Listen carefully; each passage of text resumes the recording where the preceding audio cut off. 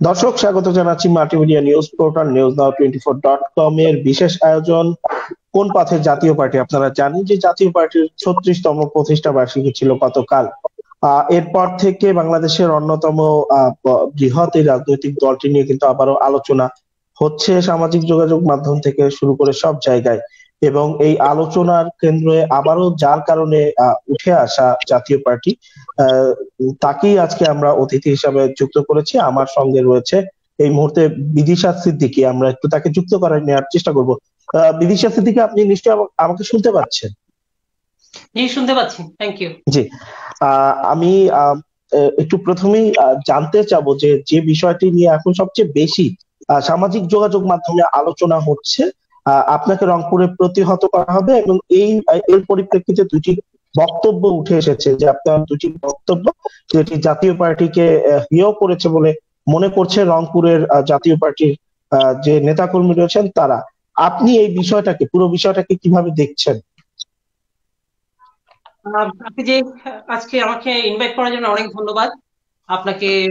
অবশ্য আর যেটা বলেছেন যে কোন পথে জাতীয় পার্টি, আপনার এটার উত্তরটা হচ্ছে ভুল পথে জাতীয় পার্টি।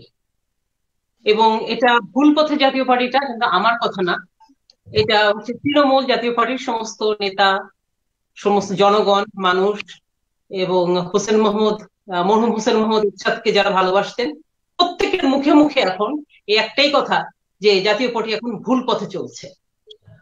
আর যেটা বললেন যে গতকালকে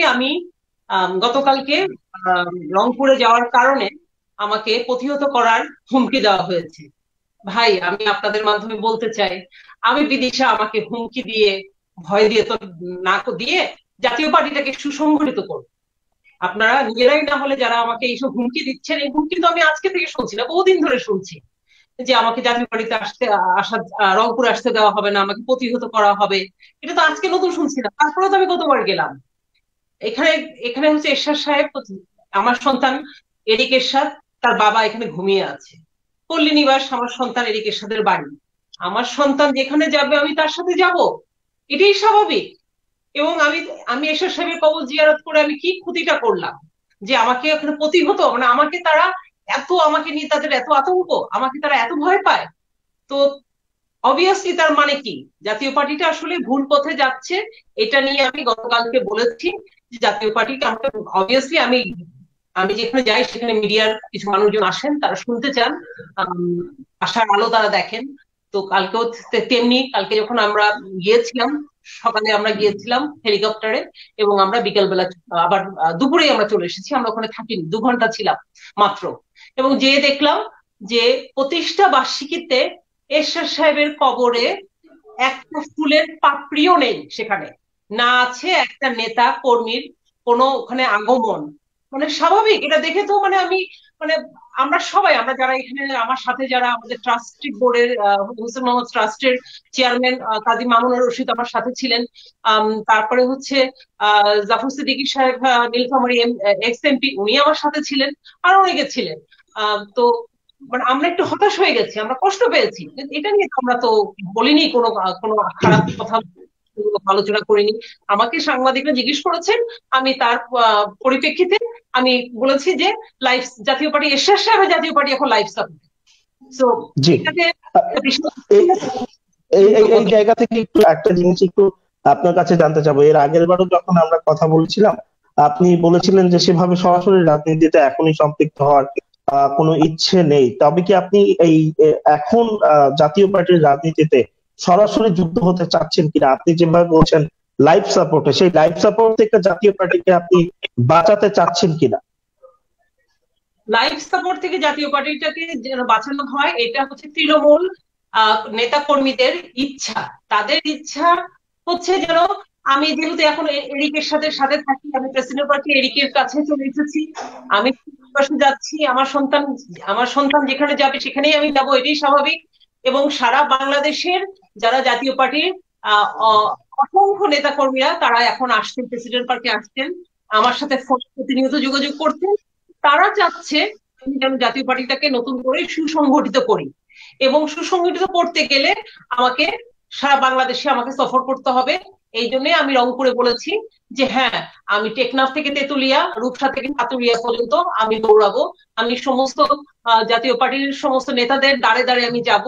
জাতীয় পার্টিতে এখন বেসিক্যালি এরশাদ সাহেব মারা যাওয়ার পরে এখন ঘুমিয়ে গেছে, নিস্তেজ হয়ে গেছে। আপনারা দেখেন গতকালকে আহ আপনার গতকালকে বিএনপির একটা অঙ্গ সংগঠন মনে হয় ছাত্র দলের প্রতিষ্ঠা বার্ষিকী ছিল। তারা এই অঙ্গ সংগঠনটা গতকালকে শহীদ জিয়াউর রহমানের মাজারে উপচে পড়া ঢল ছিল, দেখার মতো। এটা একটা সংগঠন রে ভাই। আর এখানে আমাদের পার্টি হচ্ছে জাতীয় পার্টি, বৃহৎ অপোজিশন এরশাদের পার্টি, রংপুর বেস পার্টি। রংপুরে এরশাদ সাহেবের কবর, ওখানে তার মাজারে একটা মানুষ গতকালকে আমরা দুপুর পর্যন্ত আমরা দেখিনি, আমরা কাউকে পাইনি। মানে এটাই এখন এই অবস্থা হয়ে গেছে জাতীয় পার্টি। এখন আমাকে এটা আমি আমি চাই, নিশ্চয়ই আমি চাই, আমি সবার সাথে কথা বলছি, আলোচনা করছি জাতীয় পার্টির বিভিন্ন জায়গায়। এখন আমি চিন্তা করছি বিভাগীয় সফর আমি শুরু করব, এবং আমি আস্তে আস্তে সারা বাংলাদেশে আমি আস্তে আস্তে আমি অর্গানাইজ করবো। সেক্ষেত্রে একটা প্রশ্ন কিন্তু উঠিয়ে আসে, সেটা হচ্ছে যে সুসংগঠিত করা একটা রাজনৈতিক দল যখন রয়েছে, সেই জায়গায় সুসংগঠিত করা বলতে দুইটা বিষয় আসে। এক, হয় সেই দলটাকেই আবার নতুন করে নিজের মতো করে তৈরি করা, অথবা নতুন করে জাতীয় পার্টির আদলে কিছু গঠন করা। আপনার প্ল্যান কোনটা? জাতীয় পার্টি যদি আবার এই দলটাকে সংগঠিত করতে হয়, সেক্ষেত্রে আমরা যদি বলি, শব্দটা একটু কোড আনকোড করে বলতে চাই যে দখল করার মতো একটা বিষয় হবে, কারণ ইতিমধ্যেই জাতীয় পার্টির একটি কমিটি বা যাই বলি রয়েছে। সেক্ষেত্রে আপনার প্ল্যানটা কি সুসংগঠিত করার? জাতীয় পার্টি সুসংগঠিত করার জন্য আমাকে কোনো কিছু দখল করার প্রয়োজন হবে না। আমি এখানে আলাদা কোনো ব্র্যাকেট বন্দি কোনো জাতীয় পার্টি আমি ঘোষণাও দিব না, আমি কোনো কমিটিও এখানে করছি না। আমি জাতীয় পার্টির আমি এরিকের মা হিসেবে, এবং আমি মনে করি যে আমার সে অধিকার আছে, আমি সারা বাংলাদেশে জাতীয় পার্টি, তৃণমূল জাতীয় পার্টি যারা আছে তাদের সাথে ইন্টারেক্ট করতে পারি, যোগাযোগ করতে পারি, কথা বলতে পারি। এটার জন্য আমার কোনো স্বঘোষিত চেয়ারম্যান আমি সেটা করব না, যেভাবে জাতীয় পার্টির চেয়ারম্যান নিজেকে স্বঘোষিত চেয়ারম্যান হিসেবে দাবি করেছে। অবভিয়াসলি আমি এই ধরনের কোনো পার্টি কিডন্যাপ করা বা স্বঘোষিত নিজেকে চেয়ারম্যান বলে উপস্থাপন করা, দাবি করা, এই ধরনের কোনো কর্মকাণ্ড আমি করব না। সেক্ষেত্রে সেক্ষেত্রে কার্যক্রমটা কি হবে, বা এই যে নতুন বছরের শুরুতে আমরা কি বলতে পারি যে এই সুসংগঠিত করার কাজ ইতিমধ্যে গতকাল থেকেই আপনি শুরু করে দিয়েছেন, নাকি শুরু হবে? এই পর্যায়টা কেমন হবে? এটার জন্য আমার কোনো পদবি বা কোনো পোর্টফোলিও এগুলোর আমার প্রয়োজন নেই। আমি বিদিশা, সারা বাংলাদেশে 18 কোটি মানুষ আমাকে চেনে, তারা জানে। আমার আমার আমলনামা সবার কাছে আছে, এবং আমার পরিচয় সবাই জানে। এবং জাতীয় পার্টির একজন ওয়েল উইশার হিসেবে, আমি এরিকের মা হিসেবে আমি এটা করতেই পারি। এটা এখানে বাধা দেওয়ার মতো আমার মনে হয় না কেউ আছে, বা কেউ কিছু বাধা দিতে পারে। দিশা, একটা বিষয় একটু আমি নেতাকর্মীরাই তখনই তারা ডিসিশন নিবে, এবং তখনই তারা ডিসিশন নিবে যে জাতীয় পার্টির যে চেয়ারম্যানের চেঞ্জের প্রয়োজন আছে কিনা, নতুন করে চেয়ারম্যান হওয়ার প্রয়োজন আছে কিনা, বা সেই যোগ্যতা আমি রাখি কিনা, বা অবভিয়াসলি অনেক কিছু হতে পারে। কিন্তু এট দ্য মোমেন্ট আমি মনে করি যে আমি সারা বাংলাদেশে, কারণ গত 1.5 বছর ধরে আমরা দেখলাম তো জাতীয় পার্টি কি অবস্থা, কিভাবে জাতীয় পার্টিটাকে কিডন্যাপ করেছে একজন, কিডন্যাপ করে জাতীয় পার্টি স্বঘোষিত চেয়ারম্যান হয়েছেন, এবং হওয়ার পরেও আমরা কিন্তু তাকে সময় দিয়েছি। এখন কি অবস্থা? এখন তো বলতে গেলে জাতীয় party like in life support. এটা তো আমি বারবার বলছি, এটা বলাতে আমার কি অপরাধ? এখন যদি আমি যদি মনে করি যে আমার যারা অনুসারী আছে, যারা ফলোয়ার আছে, এবং এরশাদ সাহেবের নামটাকে, এরশাদ সাহেবের নাম যেন কেউ ভুলে না যায়, সেই জন্য আমি চাই জাতীয় পার্টিটাকে নিয়ে কাজ করতে সারা বাংলাদেশে। আমি আমি চাই যে জাতীয় পার্টি তৃণমূলটাকে আমি ধরে রাখি, এবং তাদের মধ্যে এরশাদ সাহেবের নামটা যেন জীবিত থাকে।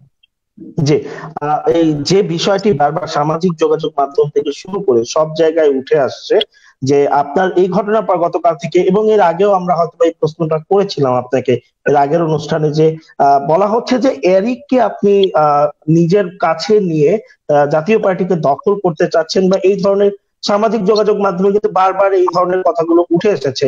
এই বিষয়গুলোকে আপনি কিভাবে দেখেন? দেখেন, হোসেন মোহাম্মদ এরশাদ এই জাতীয় পার্টি এটা কোনো অভিন্ন কোনো কিছু নয়। এরিক যদি মনে করে তার মা কেপাবল, এরিক যদি মনে করে তার মা তাকে দেখে রাখতে পারবে, অবভিয়াসলি আমি ততদিন তো তার দেখাশোনা করব। এরিক যদি মনে করে তার মাকে তার প্রয়োজন নেই, এরিকের একটা বয়স হবে, আল্লাহ যদি চায় এরিকের বিয়ে শাদী হবে, সেটা অন্য বিষয়, তখন দেখা যাবে যে আমি হয়তো নাও থাকতে পারি বা আমি হয়তো চলে যেতে পারি, অনেক কিছু হতে পারে। এইগুলো আগাম চিন্তা করে তো লাভ নেই। এরিক যেহেতু চায়, এরিক গতকালকে নিজে যখন গিয়েছে বাবার কবরে, যে দেখেছে যে তার বাবার কবরের এই অবস্থা, জাতীয় পার্টি প্রতিষ্ঠিত বার্ষিকীতে কোন রকম ওখানে কোনো দোয়া খায়ের বা কোনো মানুষজন আমরা কিছুই দেখিনি। কিন্তু উচিত ছিল যে জাতীয় পার্টিতে, যে ধরেন এই যে আমাদের 20-22টার মতো এমপি আছে জাতীয় পার্টির পার্লামেন্টে, যারা এরশাদের হোসেন মোহাম্মদ এরশাদের কল্যাণে যারা আজকে এমপি হয়েছে, একজন এমপি তো যেতে পারতেন। আমার কথা হচ্ছে এখানে জাতীয় পার্টির চেয়ারম্যান না যান, উনি ব্যস্ত মানুষ ঠিক আছে, বা উনি অসুস্থ মানুষ, বয়স্ক মানুষ, ওনার জন্য মুভ করা কঠিন, আর উনি করোনার জন্য হয়তো বের হচ্ছে না, ভয় পান।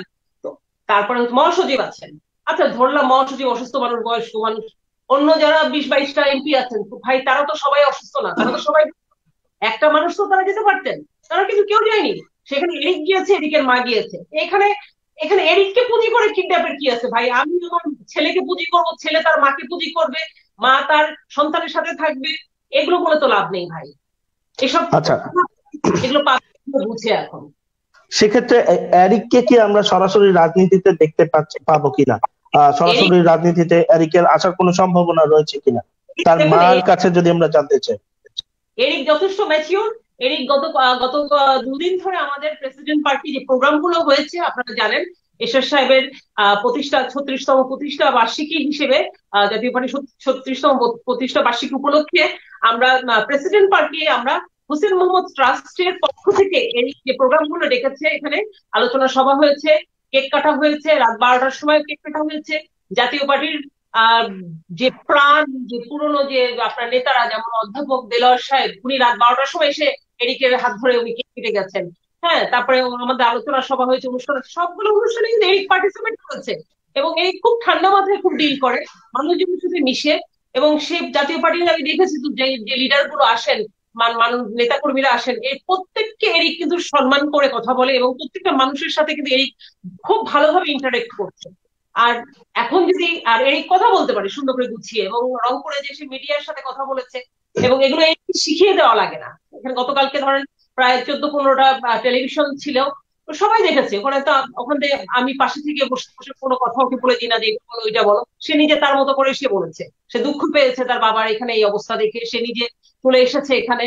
হ্যাঁ, সে থাকতে পারেনি, সে দোয়া চেয়েছে তার বাবার জন্য, জাতীয় পার্টির জন্য সে দোয়া চেয়েছে, এবং সে বলেছে সারা বাংলাদেশে তার মাকে নিয়ে এসে পুনর্জীবিত করবে।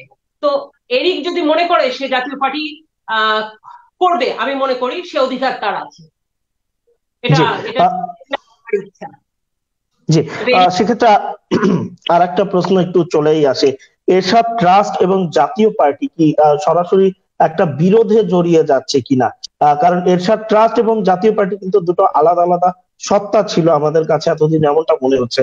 এখন এরশাদ ট্রাস্ট এরশাদকে নিয়ে বেশি কাজ করছে, জাতীয় পার্টি একেবারে করছে না। আমরা যদি দেখি আপনার বক্তব্য এটাই ফুটে উঠেছে। সেই জায়গা থেকে এরা দুজনকে একটা সম্মুখ সমরে অবতীর্ণ হয়েছে কিনা, কিংবা কোনো সংঘাত দেখতে পাচ্ছি কিনা এই দুটার মধ্যে আমরা? দেখুন, জাতীয় পার্টি একটা বৃহত্তর একটা রাজনৈতিক দল, একটা বিরোধী দল, তাই না? এই দলটা আপনার মোটামুটি ঠিকঠাক এখন নতুন যিনি আছেন, উনি উনি এই জাতীয় পার্টির উনি ডিক্লেয়ার দিয়েছেন, উনি জাতীয় পার্টির চেয়ারম্যান। এটা নিয়ে আমরা এটা নিয়ে কোনো ফাইট করছি না, এটা নিয়ে আমাদের কোনো কথাবার্তা নেই। ঠিক আছে, উনি ওনার মতো করে কাজ করুক, আর সারা বাংলাদেশ নিয়ে কাজ করুক, দেখা যায়। ওনাকে তো গভর্নমেন্ট, মাননীয় প্রধানমন্ত্রী অনেক বড় সুযোগ দিয়েছেন একটা দলের দায়িত্বে থাকার জন্য। উনি কি করছেন? উনি কিছুই করছেন না। অপর দৃষ্টিতে দেখুন আপনারা যে আমাদের হোসেন মোহাম্মদ এরশাদ ট্রাস্ট, এটা এরশাদ সাহেবের জীবিত থাকা অবস্থা উনি এই প্ল্যাটফর্মটা এটা উনি গড়ে দিয়ে গেছেন। এটা এরিকের জন্য, এরিকের কল্যাণের জন্য। এবং এখানে উনি ট্রাস্টের যে মানুষজন গুলোকে উনি রেখে গেছেন, তারা এটা আছেন, এটা পরিচালনা করছে ঠিক মতো। 2-1 জন মেম্বার বেড়েছে এখানে।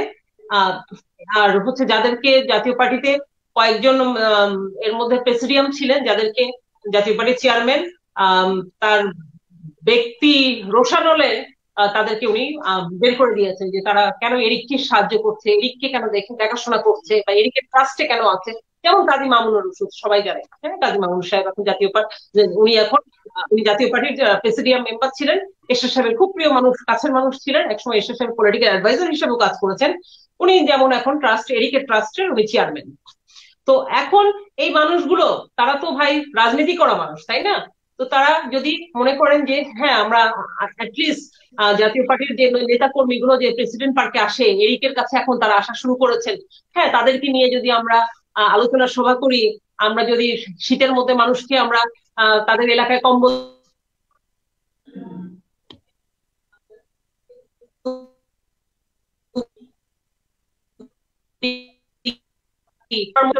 এটা তো প্রতিদিন এই কাজটা আমরা করেছি, এবং পুরো করোনা কালের মধ্যে আমরা মানুষকে খাবার দাবার গুলো দিচ্ছি।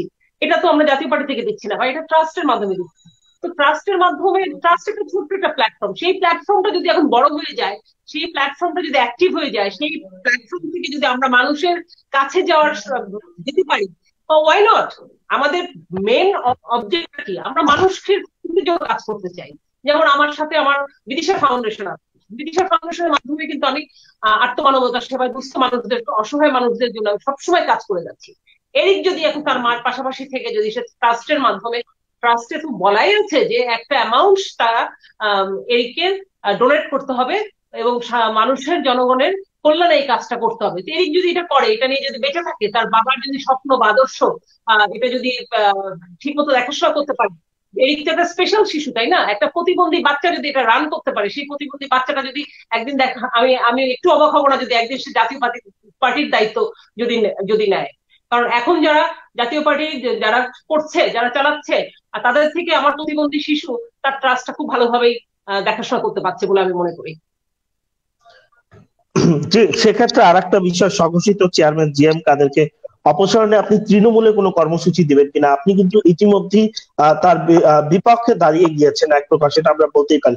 সেই জায়গা থেকে আপনার পদক্ষেপ কি হবে, কিংবা কোনো কর্মসূচি থাকবে কিনা, যেটা অবশ্যই তৃণমূলের যে জাতীয় পার্টির কর্মীরা রয়েছেন তারাও জানতে চায়। সেটা তৃণমূল ভালো বলবে, কিন্তু যে যে যে তারা চেয়ারম্যানের, এটা তাদের দাবি থেকেই তো সেটা হবে, তাই না? যে তারা তাদের চেয়ারম্যানকে রাখবে না চেয়ারম্যানকে অপসারণ করবে। চেয়ারম্যানকে অপসারণ করার মতো কোন রকম খায়েশ আমার নেই। আমার নিজেরও জাতীয় পার্টির চেয়ারম্যান হওয়ার কোনো খায়েশ নেই। আমি জাতীয় পার্টিকে আমার কোনো পদ দিতে হবে, আমাকে আমি নিজেকে ঘোষণা দিব, সেটাও আমি চাই না। আমি আমার মতো করে কাজ করব। জাতীয় পার্টি তৃণমূল আছে, তৃণমূলের একটা সময় আপনারা নিজেরাই দেখবেন কি হয়। কারণ রাজনীতিটা একা একা একা রাজনীতি, ওই উত্তরা আর বনানীতে আমি অফিসে আমি গেলাম আর আসলাম, রাজনীতি করলাম, সরি, রাজনীতি আর office file work is not, it doesn't happen in that way. আপনাকে রাজনীতি করতে হলে আপনাকে জনগণকে সাথে নিয়ে আপনাকে রাজনীতি করতে হবে, রাজনীতির মতো করে রাজনীতি করতে হবে, যেটা ঈশ্বর সাহেব করেছে। সেক্ষেত্রে একটা প্রশ্ন কিন্তু থেকেই যায়, জিএম কাদের সাহেব আপনাকে মেনে নেবেন কিনা? যদি মেনে না নেওয়ার সম্ভাবনা তাই বেশি যদি আমরা ধরেই নেই, সেক্ষেত্রে আপনি কি করবেন? তিনি কতখানি মেনে নেবেন বা কিভাবে এটাকে দেখছেন? আমি যতক্ষণ ধরে বললাম আমি কি কি করব, আমি তো সারা বাংলাদেশে ট্যুরে নেমে যাচ্ছি। আমি অলরেডি গতকাল কেশর সাহেবেের মাজার জিয়ারত করেছি এবং রংপুরের সমস্ত মিডিয়াতে আমি বলেছি, আমি তো নেমেই গেছি। এখন সারা বাংলাদেশে আমি জাতীয় পার্টির আমি অঙ্গ সংগঠন সুসংগঠিত করবো, দেখি আমাকে কে বাধা দেয়, কে কি করে সেটা দেখবো আমি। এবং এটার জন্য জাতীয় পার্টির চেয়ারম্যান আমাকে মেনে নিতে হবে কেন? ওয়াই? তার মতো করে সে কাজ করুক না, তাকে তো আমি কোনো বাধা দিচ্ছি না, তাকে তো আমি ডিস্টার্ব করছি না। হ্যাঁ, উনি কি জাতীয় পার্টির আপনার আমাদের প্রতিষ্ঠা বার্ষিকী উনিও করেছেন, আমিও করেছি। জাতীয় পার্টির প্রতিষ্ঠা বার্ষিকী করার প্রতিষ্ঠা বার্ষিকী উপলক্ষে অনুষ্ঠান করার অধিকার ওনারও আছে, আমারও আছে। উনি ওনার মতো করে করেছেন। উনি বিভিন্ন জায়গা থেকে উনি টাকা পয়সা উনি উনি উঠিয়েছেন, কালেক্ট করেছেন, করে এগুলো উনি উনি ওনার অনুষ্ঠান করেছেন। আমরা আমাদের ট্রাস্টের পক্ষ থেকে যতটুকু আমরা পেরেছি আমরা করেছি, এই তো। আপনি তো দলের কোনো পদে নেই, সরাসরি কোনো পদে নেই। সেক্ষেত্রে দলের গঠনতন্ত্রে কিছু বিষয় থাকে দলে আসার জন্য, সেই বিষয়গুলোকে আপনি কিভাবে হ্যান্ডেল করবেন? আমি জাতীয় পার্টির প্রেসিডিয়াম মেম্বার ছিলাম একটা সময়। জি, এক সময় ছিলেন।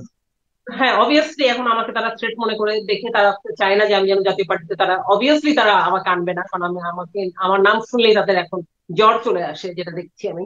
হ্যাঁ, তো এরকম করতে আসলে রাজনীতি হয় না। আমার আমার প্ল্যান তো এই না যে আমি আমাকে নিয়ে ভাবছি। আমি কি বলছি, আমি এরশাদ সাহেব দেখেন, জাতীয় উনি অনেক কষ্ট করেছেন জাতীয় পার্টিটার জন্য। 36টা বছর হয়ে গেছে জাতীয় পার্টির বয়স, তাই না? এরশাদ সাহেব থাকলে কিভাবে, কি বর্ণাঢ্য ভাবে অনুষ্ঠানগুলো হতো, সেটা আমরা সবসময় দেখেছি। এরশাদ সাহেবের যে কর্মকাণ্ড গুলো ছিল, উনি যেভাবে 9 বছর যে শাসনামল ওনার সময় ছিল, যে স্বর্ণযুগটা ছিল, এগুলো আমি নতুন জেনারেশন যারা আছে তাদের কাছে মেসেজটা পৌঁছে দিতে চাই এরিকের মাধ্যমে, এবং আমি চাই এরিক যেন তার বাবার কথাগুলো সমস্ত মানুষের কাছে কাছে যায় এবং সে যেন মনে করিয়ে দেয় এবং কথাগুলো বলে। এটার জন্য আমি বিদিশা আমাকে জাতীয় পার্টির চেয়ারম্যান হতে হবে বলে আমি মনে করি না, একদম না। সাম্রাজ্য সাম্রাজ্য শুরুও দেখেছি, সাম্রাজ্য পতনও দেখেছি, শেষও দেখেছি, বহু সাম্রাজ্য আমরা দেখেছি পৃথিবীতে। হ্যাঁ, সাম্রাজ্য সমস্ত সাম্রাজ্যেরই একটা সময় শেষ হয়ে যায়। সাম্রাজ্য তো নিয়ে কখনো তো অহংকার করার কোনো আমি মনে করি না প্রয়োজন আছে। যার যেটা কাজ কাজ করলেই হলো। আচ্ছা, ট্রাস্ট তো সরাসরি রাজনীতিতে অংশগ্রহণ করতে পারবে না, সেক্ষেত্রে আপনার প্ল্যানটা কি হবে? আপনি তো সরাসরি দলের সঙ্গেও জড়িত নয়, সেক্ষেত্রে এই বিষয়টা কিভাবে সংগঠিত করবেন আপনি? দিচ্ছে না, তাই না? আমি আমার কাজ, আমি তো সোশ্যাল ওয়ার্ক করছি, আমি মানুষের কাছে যাচ্ছি, জনগণের কাছে যাচ্ছি, তৃণমূলের কাছে যাচ্ছি, আমাকে তো কেউ বাধা দিতে পারবে না। সেক্ষেত্রে রাজনীতি এবং সমাজ সেবাটাকে আপনি কিভাবে, যেহেতু জাতীয় পার্টিকে সংগঠিত করতে হবে, সেক্ষেত্রে আপনাকে জাতীয় পার্টিতে তো একটা অংশগ্রহণ থাকতে হবে। সমাজ সেবা রাজনীতির একটা বিশাল অংশ। আমি এখন আপাতত সমাজ সেবা করছি এবং সমাজ সেবার মাধ্যমেই অটোমেটিক্যালি রাজনীতিটা চলে আসবে। জি, আমরা আরেকটা জিনিস একটু জানতে চাবো যে জাতীয় পার্টির পোর্টফোলিও কারা কারা আপনার এই উদ্যোগের সঙ্গে সরাসরি যুক্ত আছে? অনেকেই আছে, অনেকেই আছে, অনেকেই আছে। আপনি ছবি দেখলে দেখবেন যারা ওপেন আছে। আমাদের কারণে, আমার কারণে যারা আপনার অনেকে আমার বহিষ্কার হয়েছে, এরিককে ভালোবাসে দেখে বহিষ্কার হয়েছে। Can you believe this?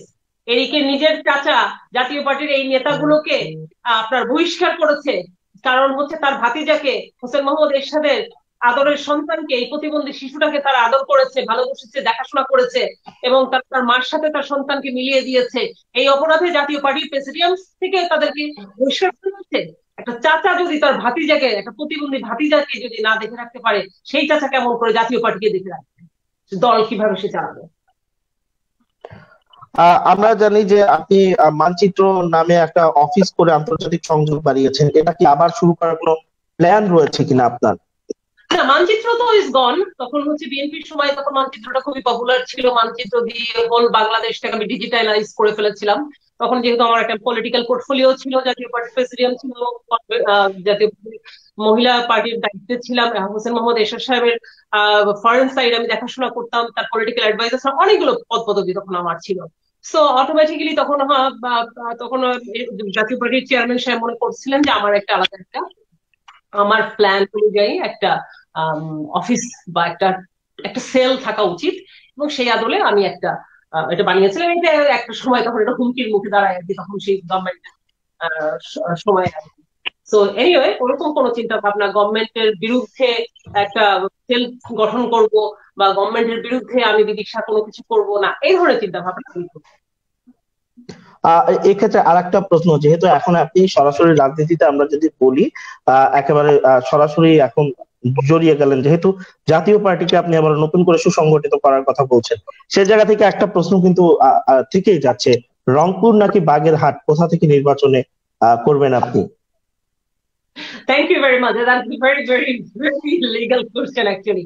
আমি মনে করি সারা বাংলাদেশের যে কোনো সিট থেকে জাতীয় পার্টির একজন এক্স প্রেসিডিয়াম বলেন বা পলিটিশিয়ান বলেন বা এরিকের মা হিসেবে বিদিশা হয়ে আমি বাংলাদেশের, আমি মনে করি যে কোনো সিট থেকে আমি দাঁড়াতে পারি। আমাকে সমস্ত মানুষ, সারা জনগণ সবাই আমাকে ভালোবাসে এবং আমার নামে 1 টাকার বদনাম নেই। কোথাও কেউ আমাকে 1 টাকার বদনাম আমার আমার আমার নামে কেউ করতে পারবে না, এটুকু আমি বলতে পারি। এবং আমি ওয়াদা ওয়াদা করবো, আমি যেখান থেকে নির্বাচন আমি করব, আমি আমি জানি, আমার দৃঢ় বিশ্বাস আমি সেখান থেকে আমি আমি জয়ী হয়ে আসবো। সেটা রাজশাহী হতে পারে, বাগেরহাট হতে পারে Bogura, I don't know, Rangpur, anyway, anyway, Dhaka, Gulshan হতে পারে, কারণ আমি তো প্রচুর কাজ গুলশানে আমি করছি, তাই না? তো ঢাকা 17 হতে পারে, 18 হতে পারে, ডিপেন্ডস, হ্যাঁ, depends on when the election time comes. Let's wait and see. Till then আমি তখন আমি আমি অর্গানাইজ করি, আমি নিজে আরো কাজকর্ম করি, আমি জনগণের কাছে আরো যাই। আমি মনে করি জনগণকে দেবার মতো প্রচুর কোয়ালিটি আমার আছে, আমি জনগণের জন্য আমি কাজ করতে চাই।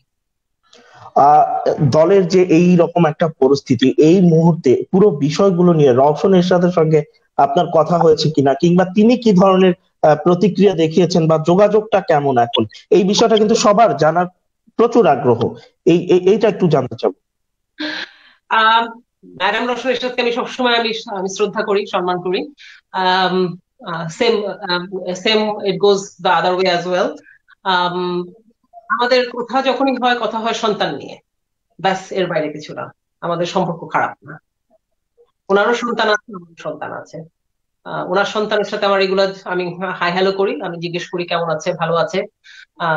নিউ ইয়ারে যেমন আমি সাদের সাথে কথা বলেছি, সাদও আমার সাথে সুন্দর করে কথা বলে। এরিকের জন্মদিনে সাদ এসেছিল, ম্যাডাম রওশনের সাথে এরিকের খোঁজ খবর নেন সবসময়। ওনার বাসায় মিলাদ হলে তখন আবার এরিককে উনি দাওয়াত করলেন, এরিককে আসতে বললেন। সো আমি মনে করি যে ওই যে বাংলা সিনেমার সতীন সতীন লড়াইয়ের যেটা আপনারা শুনতে চান, ওই ধরনের সম্পর্কটা আসলে এখানে না। দ্যাটস বিয়ন্ড বিয়ন্ড ইট। আমাদের সম্পর্ক অনেক ভদ্র, মার্জিত, সুন্দর সম্পর্ক। আমরা আমরা সবাই সবার ভালো চাই এখানে। জি, আর একটা বিষয় একটু উঠে আসে যে জাতীয় পার্টি হিসাবে আমরা জাতীয় পার্টিকে বিরোধী দল হিসাবে যেভাবে দেখি বা যেভাবে আমরা বিরোধী দলকে সবসময় চিন্তা করে এসেছি, সেই বিরোধী দলের যে কার্যক্রম সেটা কতখানি করতে পারছে বিরোধী দল, বা কতখানি তাদের ভূমিকা রাখতে পারছে বলে আপনি মনে করেন? যেমন জাতীয় পার্টিতে এখন তো বেসিক্যালি যে বললাম যে আমি এখন তো লাইফ সাপোর্টে নিয়ে গেছে, তাই না? আর বিরোধী দলের যে গৃহপালিত বিরোধী দল যে তকমাটা লাগানো হয়েছে রিসেন্টলি, এই তকমার জন্য দোষী কে? বেসিক্যালি এখন যিনি চেয়ারম্যান আছেন উনি তো কিছুই করতে পারছেন না। উনি তো ওনার নিজের আরাম আয়েশ, হ্যাঁ, এবং ওনার কিছু বিদেশি কিছু বন্ধু বান্ধবদের সাথে ওনার দেখা সাক্ষাৎ ছাড়া তো আমি তো দেখি না। আর হয়তো বা কিছু মাস্ক টাস্ক করে বিতরণ করেছে করোনার মধ্যে। সো বিরোধিতা করা, সরকারের বিরোধিতা করার মতো গাটস ওনার আছে বলে আই ডোন্ট থিংক সো।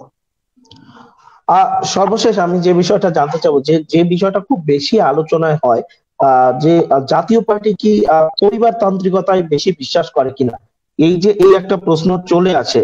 আবার অনেক সময় দেখা যায় যে দলের চেয়ারম্যান আর মহাসচিব জামাই শ্বশুর সম্পর্ক, এই যে বিষয়গুলো উঠে আসে একের পর এক, আপনি এটাকে কিভাবে মূল্যায়ন করেন? Absolutely, that is the end of this program. I mean, I think this is the most valid question. যে এবং এটাই হচ্ছে আসলে আমার টার্গেট হওয়া উচিত, যে এই ফ্যামিলি যে পার্টি যে জিনিসটা চলছে এখন, যে ফ্যামিলি বিজনেসটা, হ্যাঁ, বা পলিটিক্যাল ফ্যামিলি জাতীয় পার্টি, এটা এটা এটা ব্রেক করা উচিত। আই থিংক এখন যেটা হচ্ছে যে যিনি চেয়ারম্যান আছেন উনি ওনার বউরে বানায় দিলেন একটা, কালকে দেখা যাবে মেয়েকে বানিয়ে দিবে একটা, কাল পরশু দিনে দেখা যাবে ছেলেকে বানিয়ে দিয়েছে একটা পদ, হ্যাঁ, বা মেয়ে জামাইকে বানিয়ে দিয়েছে আর একটা, ছেলের বউকে বানিয়েছে একটা। আসলে কি ফ্যামিলি পার্টি হয়ে যাবে, হ্যাঁ, এটা কোনো পলিটিক্যাল পার্টি বলে তখন আর কিছু থাকবে না। সো এইটা দেখতে আমাকে মাথায় রেখে আমি আমি কাজ করতে চাই, হ্যাঁ, যে এখানে মূল্যায়ন করতে হবে যে ত্যাগী যে নেতাগুলো আছে। যেমন দেখুন, ফর ইনস্টেন্স আপনাদের বলতে আমার মনে হলো যে প্রফেসর দেলোয়ার সাহেব, হ্যাঁ, ওনাকে সবাই চেনে, এরশাদ সাহেবের খুবই খুবই আস্থাভাজন, খুবই কাছের মানুষ। এরশাদ সাহেব প্রায় সপ্তাহে 2 দিন ধরে প্রফেসর দেলোয়ারের কাছে যেতেন, হোসেন মোহাম্মদ এরশাদ সাহেব যেতেন তার কাছে অ্যাডভাইসের জন্য। যে প্রেসিডেন্ট সদস্য, উনি সিনিয়র প্রেসিডেন্ট সদস্য, প্রফেসর দেলোয়ারকে সবাই চেনে বাংলাদেশে মোটামুটি। ওনার কাছে এরশাদ সাহেব যে বসে থাকতেন, ঘন্টা পরে ঘন্টা গল্প করতেন। দেখেন, তাদের মতো মেধাবী মানুষদেরকে জাতীয় পার্টি থেকে বহিষ্কার করে দেওয়া হচ্ছে। এখন জাতীয় পার্টিটা কি হয়েছে, আপনি বলতে পারেন জামাই শ্বশুর, মামা শ্বশুর, কি কি সব জাতীয় পার্টি হয়ে গেছে আর কি। হ্যাঁ, জামাই বউ জাতীয় পার্টি আর কি, জামাই বউ চানাচুর আছে না একটা কোম্পানি, এরকম টাইপের হয়ে যাচ্ছে আর কি। সো সেটা মাথায় রাখতে হবে আমাকে, আমি চাই না এরকম হোক। সেই জায়গা থেকে আমরা, যেহেতু এই কথাটা চলেই আসলো যে এই জায়গাটায় আপনি কাজ করবেন, নিশ্চয়ই আপনার একটা ভিশন অথবা একটা মিশন রয়েছে যেটা আপনি একেবারে সিলেক্ট করেছেন, যে আমি এতদিনের মধ্যে আমার এই লক্ষ্যে গিয়ে পৌঁছাতে চাই। সর্বশেষ, এবং তৃণমূলের যারা কর্মীরা আপনাকে সমর্থন দিচ্ছেন, নেতারা, তারাও হয়তো বা এটা জানতে চাচ্ছে আপনার কাছ থেকে। আমরা একটু জানতে চাবো যে আপনার ফাইনাল ভিশন বা ডেস্টিনেশনটা কি? ফাইনাল ভিশন দেখা যাবে, সেটা টাইম উইল সে অবভিয়াসলি। আর টাইম, আপনি যেটা টাইম লিমিট বলে, তো রাজনীতিতে তো কোনো টাইম লিমিট নেই। তারপরেও একটা টার্গেট আছে আমাদের, আগামী নির্বাচনে ডেফিনেটলি আমি ফিল্ডে থাকবো ইনশাআল্লাহ। তখন দেখতেই পাবেন কিভাবে কি করবো না করবো। স্ট্র্যাটেজি গুলো এখন আমি না বলি, স্ট্র্যাটেজি গুলো আমি এখন আমার শত্রুপক্ষকে আমি জানাতে চাই না, কারণ অনেকেই আমাকে হিসেবে তারা নেয়। জি, ধন্যবাদ বিদিশা সিদ্দিকী, আমাদেরকে কষ্ট করে এতক্ষণ সময় দেওয়ার জন্য, এবং অনেক গুরুত্বপূর্ণ আলোচনা হলো। যে বিষয়গুলো আমরা সামাজিক যোগাযোগ মাধ্যমে বিক্ষিপ্ত ভাবে শুনছিলাম, সেই বিষয়গুলো আপনার কাছ থেকে ক্লিয়ার হওয়া গেল। দর্শক, এই ছিল আজকের মতো এই অনুষ্ঠান, এবং নিয়মিত অনুষ্ঠান এবং আমাদের সংবাদ দেখতে চোখ রাখুন নিউজ নাও লাইভে। ততক্ষণ পর্যন্ত ভালো থাকুন, সুস্থ থাকুন, আর নিউজ নাও লাইভের সঙ্গেই থাকুন। ধন্যবাদ সবাইকে।